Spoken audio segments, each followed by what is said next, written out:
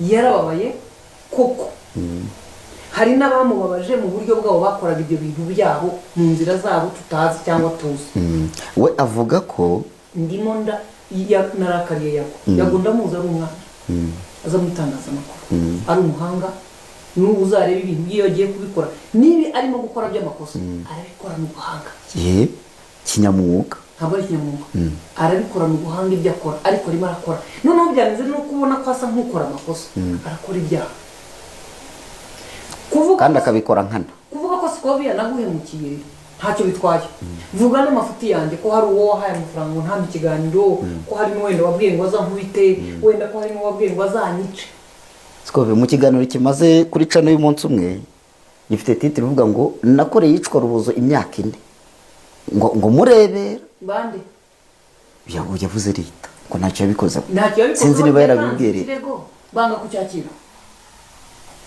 niba yaratanze ikirego ntibacyakire ngiye nyavuga ngo umunsi umuntu yankoreye icyaha nkarega kuri RIB ntibakire ikirego cyane uzarega RIB. Byatangiye avuga ko ahunze igihugu ibyo guhunga n'ibindi kazi yake sinshaka kubijyamo kuko wagenda ubishaka wajya hanze guturayo wadekarara guhunga wadekarara gutembera wadekarara kujya gushaka agahenge sinshaka kumenya icyo agiye gukora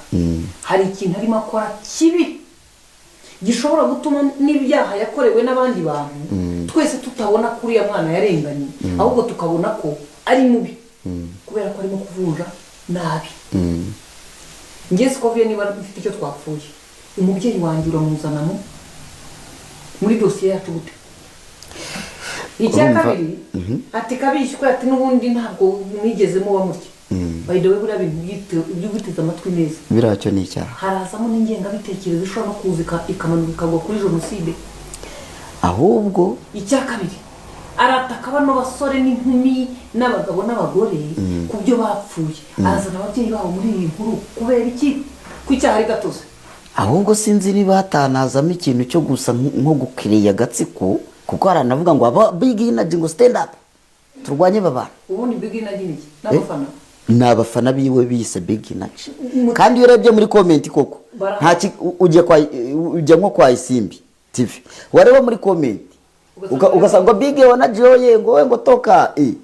wajya kwa Emirene ugasanga muri comment gutyo big energy ukona ko ari ikintu abo bantu bahari barimo kumufana ese nanze kuko no muri ringiri n'amakuru ashobora kubona FM yafite abafana rwose afite ibyo yakoraga byiza ariko ikintu agomba gukura mu kanwa ke mu kanwa yakumva hari agasoko gakomokaho bimeneka mu mutwe we nakuremo jenoside yakorewe abatutsi akuremo icyaha cyitwa jenoside akuremo icyaha cyitwa ubwoko ibyo bintu natabiforomata mu cyo afite ashobora kuba hirya hano aho azarenga akagera bizamuteza ibyago niba yahunze abantu bari bamuzonze nagende yikorera ibintu bye atera imbere amere neza niba yahunze koko afite abari bamuzonze niyegeranye ibimenyetso abwira ubuyobozi ati nasanze gukurikirana ibintu ndi hafi bizangwa nabi ngibi nimumfashe ndi hirya kugeza n'ubwo ubuyobozi ushobora kumuga buti ngwino noneho tukurindire umutekano ariko kuba hari abantu bamukorera ibya akaba agiye gukora ibyo ndi bwite ngo iby'indengakamere